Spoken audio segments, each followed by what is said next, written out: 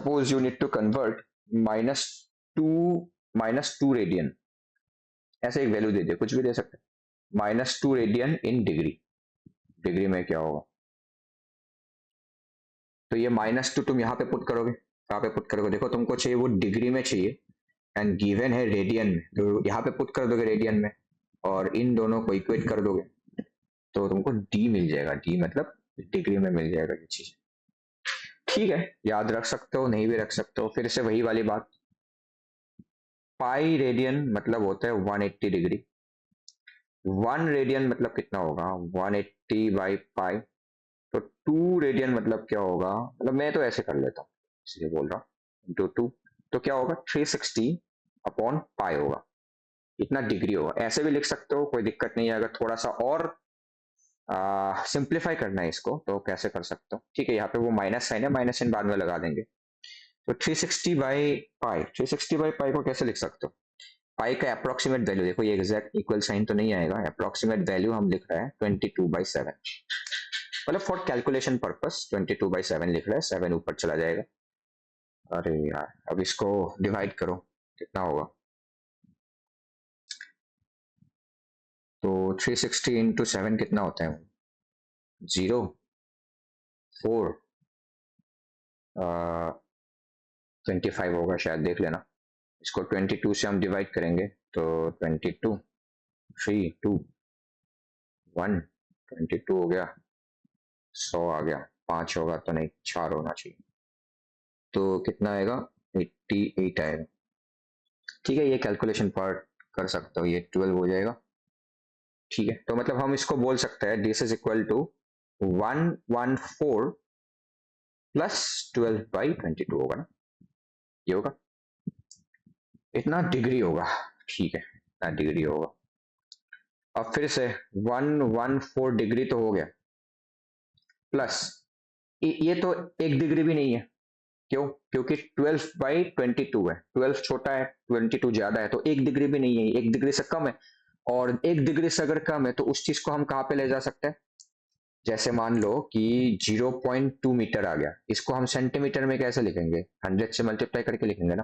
तो वैसा ही है, तो ये 1 डिग्री भी नहीं है, तो 1 डिग्री से छोटा क्या होता था, मिनट, मिनट से छोटा सेकंड, तो वैसा कुछ, तो ये देखो फिर से 1 डिग्री में कितना मिनट होता था, थोड़ा सोचो, 1 डिग्री को हमने 60 इक्वल पार्ट्स में डिवाइड किया था, तो फिर 60 मिनट होंगे, सॉरी मिनट, 60 मिनट, तो इतना डिग्री में कितना मिनट होंगे, तो एक डिग्री में अगर 60 मिनट है तो 12/22 इंटू 60 मिनट होंगे, तो ये हो गया डिग्री वाला पोर्शन, और मिनट में होगा ये मिनट, ठीक है, ये वाला मिनट में आ गया, इसका मतलब 114 डिग्री प्लस, अब इसको करो, इसको करो, ये कितना होगा,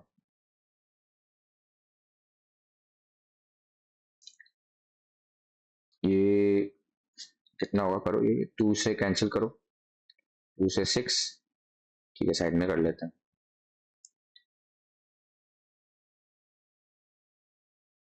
12/22 इंटू 60, 2 से 11, 6, 660 को 11 से डिवाइड करो, एग्जैक्टली डिवाइड हो रहा है, गलत लिख दिया, 12/22 इंटू 60, तो 2 से 6 टाइम्स, 2 से 11 टाइम्स, तो ऊपर होगा 360 और नीचे होगा 11, इससे डिवाइड करो, कितना आएगा 33 आएगा, तो 30 होगा तो 28 होगा ना, तो इसका मतलब हम यहाँ पे लिख सकते हैं ये 32 मिनट प्लस 8/11 मिनट, ठीक है, 8/11 मिनट आ गया, इसका मतलब 114 डिग्री प्लस को हटा के ऐसे भी लिख सकते हो डायरेक्टली 32 मिनट, और 8/11, 8/11 मिनट, ये तो 1 मिनट से भी छोटा आ गया, तो इसको हम सेकंड में लेके जाते हैं, कैसा होगा, प्लस 8/11 इंटू 60 सेकेंड, ठीक है, 1 मिनट में 60 सेकेंड, अब करो इसको कैंसिल, कितना आएगा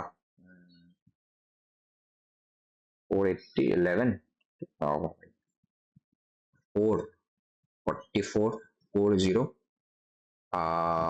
333 लाइक दैट। तो ये 7 पॉइंट कुछ आएगा, पॉइंट में 70 होगा तो 6 आएगा लाइक दैट।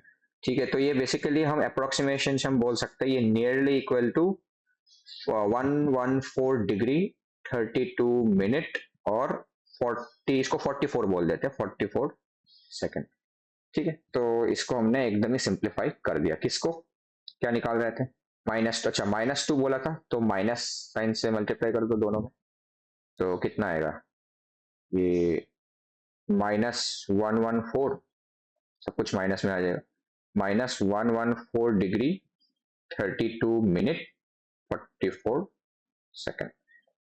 ठीक है, तो ये एक तरह से सर्कुलर सिस्टम में ये है, और ये पूरा जो है वो इंग्लिश सिस्टम में।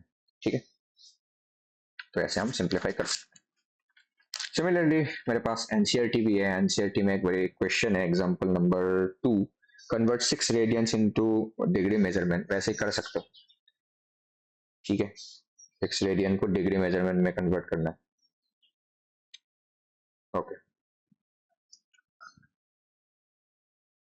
नेक्स्ट क्वेश्चन है, एक बढ़िया क्वेश्चन है।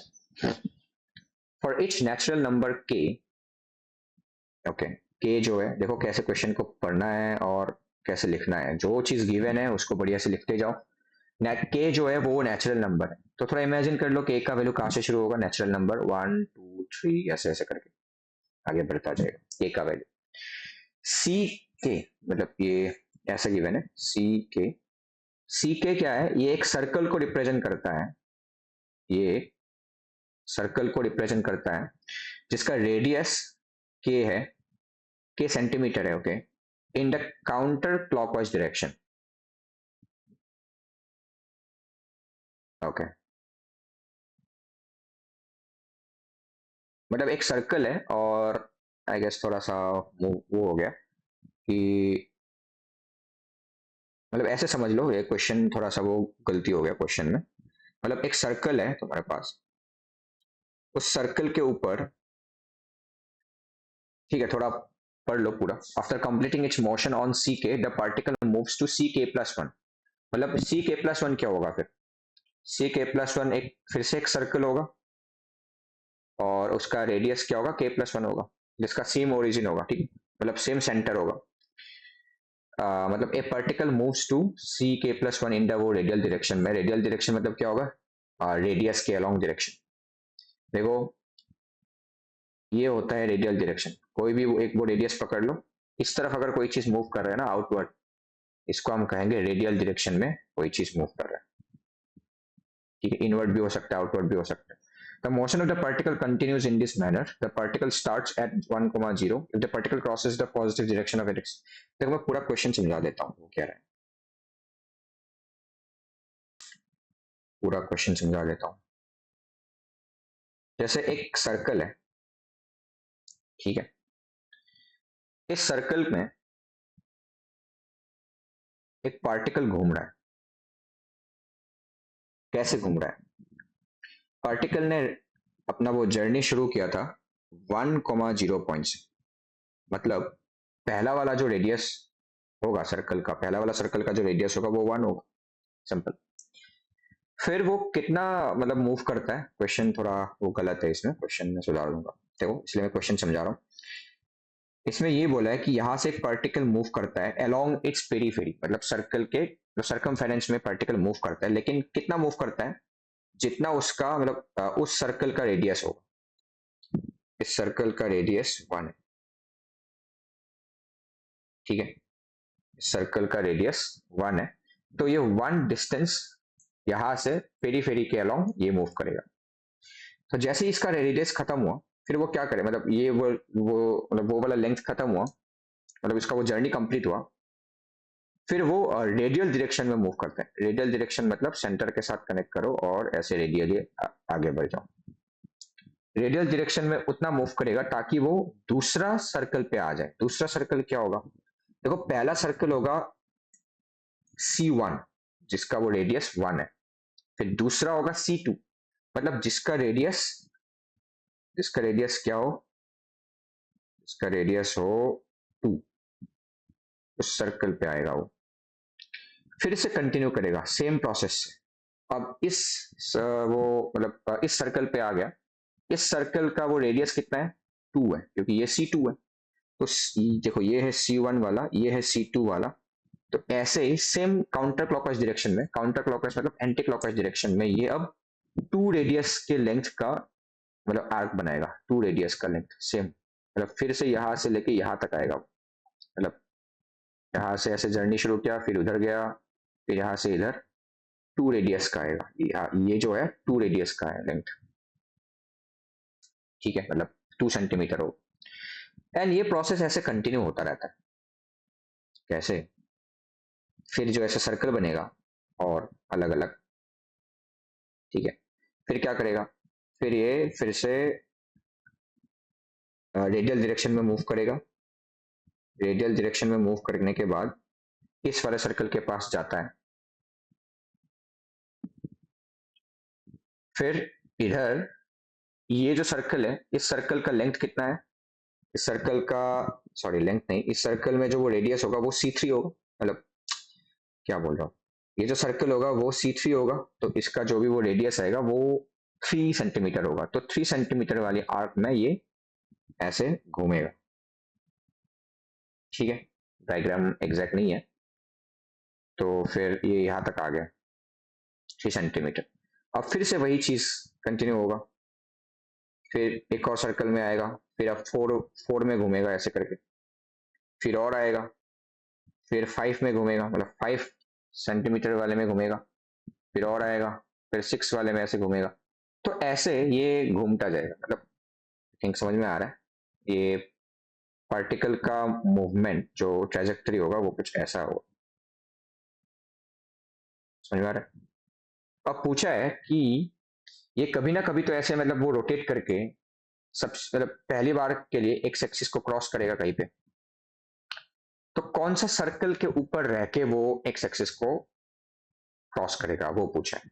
और इसमें बोला है कि if the particle crosses the positive direction of x axis for the first time on circle Cn, मतलब Cn मतलब n रेडियस वाले सर्कल में रह के अगर वो x एक्सिस को क्रॉस कर रहा है, इसका मतलब वो मतलब वो n का वैल्यू क्या होगा, n मतलब वो वाला सर्कल का, मतलब वो पूछा है r का वैल्यू क्या होगा, रेडियस का वैल्यू क्या होगा, बस वही चीज पूछे। तो दिस इज द क्वेश्चन। तो चलो ट्राई करते हैं कैसे सॉल्व करना है। क्वेश्चन को मैंने पूरा समझा दिया, एक बार खुद से ट्राई भी कर सकते हो। तो अब हम इसमें एंगल्स के बारे में थोड़ा हम डिस्कस करते हैं। देखो सेम डायग्राम होगा ऐसे ही, तो दूसरा डायग्राम से दिखाओ, क्या बनाने की कोशिश करते हैं। छोटा सा सर्कल बना लिया।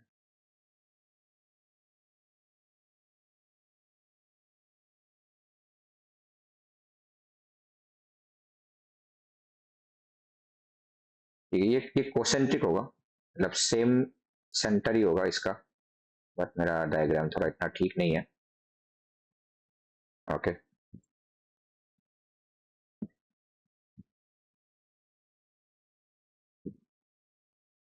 समझ जाओ इसको, चलो ठीक है। तो ये हुआ सेंटर, और this is x axis, positive x axis, positive x axis, and particle starts moving from 1,0, ये है 1 वाला पॉइंट, ये है 2 वाला पॉइंट, ये है 3, ये है 4, ये है 5, like that it keeps on going. और 1,0 पॉइंट यही होगा, इससे मतलब 1,0 पॉइंट के यहां से अगर शुरू कर रहा है तो ये जो सर्कल होगा पहला वाला सर्कल, उसका रेडियस 1 होगा, ये ओरिजिन है। तो ये सेम रेडियस वाले, सेम लेंथ मतलब सेम रेडियस के जो लेंथ है उतना डिस्टेंस कवर करेगा एंटी क्लॉकवाइज डायरेक्शन। तो ये इतना डिस्टेंस कवर कर लिया, फिर जंप कर लिया, मतलब जंप कर लिया यहाँ से C2 तक, ये C2 हो गया, पहला वाला C1 सर्कल, दूसरा वाला C2 सर्कल, तीसरा वाला C3, C4, C5, ये इधर जंप कर गया रेडियल डायरेक्शन में। रेडियल डायरेक्शन कैसे पता लगेगा, ये सेंटर के साथ कनेक्ट करो, ये एक रेडियल, ये बाद में पता चलेगा रेडियल क्या होता है। चलो यहाँ से उधर जंप कर गया। फिर अब C2 में आ गया, C2 में क्या होगा, वो सेम उसका वो रेडियस के लेंथ के बराबर वो मूव करेगा। C2 के लिए इसका रेडियस है 2 सेंटीमीटर, तो वो 2 सेंटीमीटर मूव करेगा एंटी क्लॉकवाइज डायरेक्शन में, यहाँ से यहाँ तक, ठीक है। एंड सिमिलरली यहाँ से लेके यहाँ तक जाएगा, फिर C3 में जाएगा। अब खुद सोचो एंगल क्या कितना प्रोड्यूस हो रहा है, देखो अब इसमें वो कितना मूव करेगा, 3 सेंटीमीटर मूव करेगा, लाइक दैट। फिर इधर से इधर आ गया, फिर इधर 4 सेंटीमीटर मूव करेगा, क्योंकि C4 में आ गया ना, ठीक है भाई, ऐसा करके ये मूव हो रहा है, ठीक है। So this is the trajectory of the particle motion. अब देखो सबसे पहला कितना एंगल बनाया इसने, ये जो है, ये जो एंगल है, ये एंगल बनाया 1 रेडियन, 1 रेडियन, ठीक है। अगर मैं पूछूं ये वाला कितना है, कितना वो है एंगल है, ये वाला,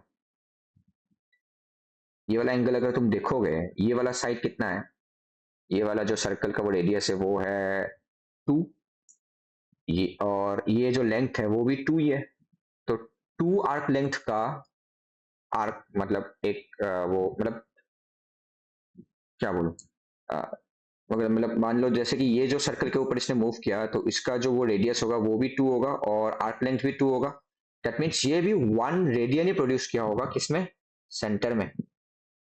तो ये भी 1 रेडियन ही है यहाँ से यहाँ तक, ये जो एंगल है ये भी 1 रेडियन ही प्रोड्यूस कर रहा है।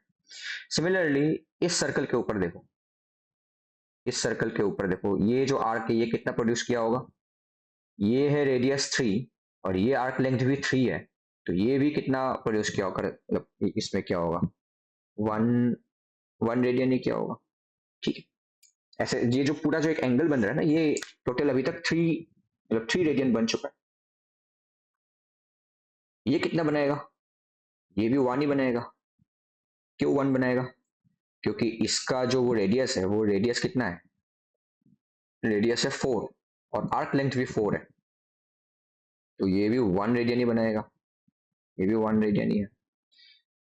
तो ऐसे ही जाते जाते जाते जाते ये टोटल अगर कंप्लीट एक घूमना है, मतलब फिर से अगर ऐसे वापस आके कहीं पे ऐसे अगर वापस आके ये एक्स एक्सिस को हिट करना है, दैट मीन्स एंगल कितना प्रोड्यूस मतलब हुआ होगा टोटल, क्योंकि एक बार पूरा इसने वो रोटेट किया, तो फिर टोटल एंगल जो प्रोड्यूस होगा वो इन डिग्री में अगर बोले वो 360 डिग्री होगा।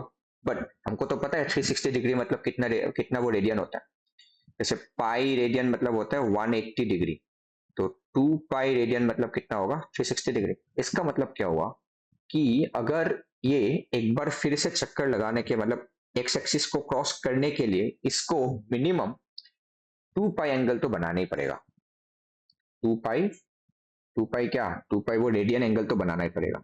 तो फिर मतलब एक तरह से वो खुद से देखो, ये 1 बन रहा है, 1 रेडियन बन रहा है पहला सर्कल के लिए, C1 के लिए, C2 के लिए बन रहा है फिर से 1, तो टोटल 2 रेडियन हो गया। C3 के लिए बन रहा है 1 फिर से, तो टोटल 3 रेडियन हो गया। फिर देखो 3 रेडियन हो गया ना, देखो इसका वैल्यू, देखो इसका वैल्यू 2 पाई, 2 पाई मतलब कितना रेडियन होता है, 2 टाइम्स पाई मतलब जैसे 3.1415 ऐसे चलता जाता है, ये नियरली कितना होगा, 6.28 रेडियन होगा। मतलब जब 6.28 वो मतलब एक तरह से वो रेडियन वाला एंगल बनेगा, कंप्लीट होगा टोटल, तो मतलब वो एक्स एक्सिस को क्रॉस करने वाला है।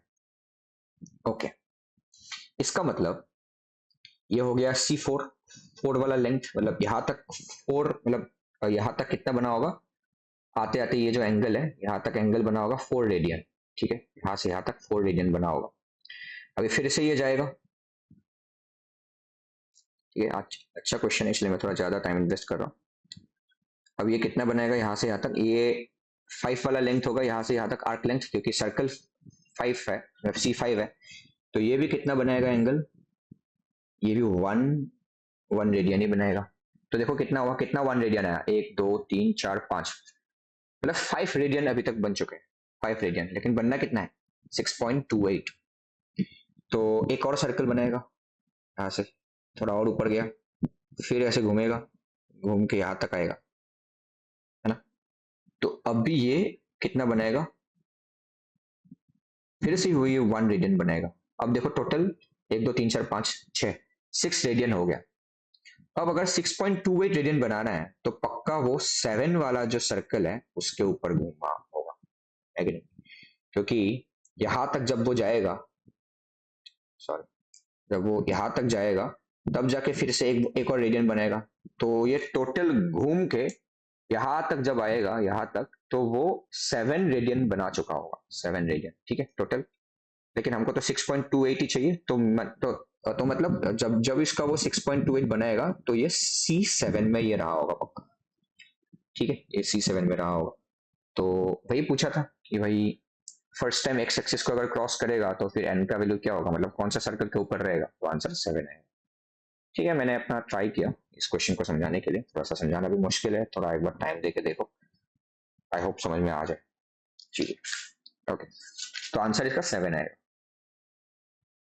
ओके,